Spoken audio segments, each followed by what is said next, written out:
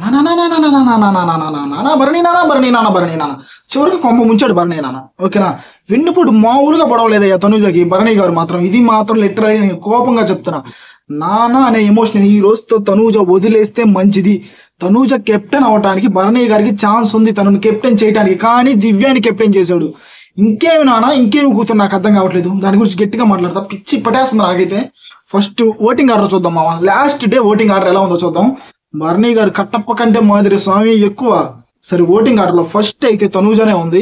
Number 2 Pawan Kalyan, number 3 Sanjana గారు, number 4 Demon, number 5 Rithu, number 6 Ramu, number 7 Duvvada Madhuri గారు, number 8 Gaurav. Last 3 అయితే రాము, గౌరవ్, దువ్వాడ మాధురి గారు.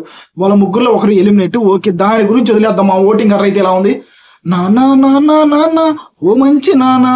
చివరికి ఏం చేశాడు మన నాన్న తెలుసా? వెన్నుపోటు పొడిచాడు స్వామి. కెప్టెన్సీ కండక్టర్ గా 5గురిని సెలెక్ట్ చేసుకోమంటే భరణి గారు, తనూజ, నిఖిల్, దివ్య, సాయి శ్రీనివాస్, భరణి గారు, వాళ్ళు 5గురు. ఏకాభిప్రాయం టాస్క్ పెట్టాడు బిగ్ బాస్. అందులో చివరిగా దివ్య అండ్ తనూజ వాళ్ళిద్దరు ఉన్నారు. వాళ్ళల్లో దివ్యాకి ఎంతమంది ఓటేశారు, తనూజకి ఎంతమంది ఓటేశారు, అసలు భరణి నాన్న ఎంతలా కట్టప్ప మాదిరి పొడిచాడు అన్నీ చెప్తా.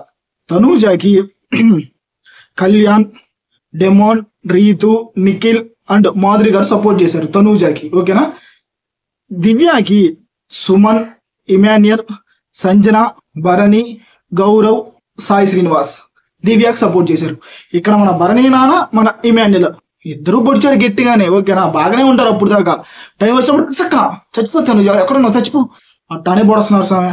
సరే, చివరికి 5 ఓట్లు వచ్చి ఈక్వల్ గా ఉన్నారా. భరణి గారు స్వామి టూ మచ్ ఏమి రీజన్స్ చెప్పాడు అంటే 2 వరస్ట్ రీజన్స్ చెప్పి తనూజకి కెప్టెన్సీ నుంచి తీసేసాడయ్యా.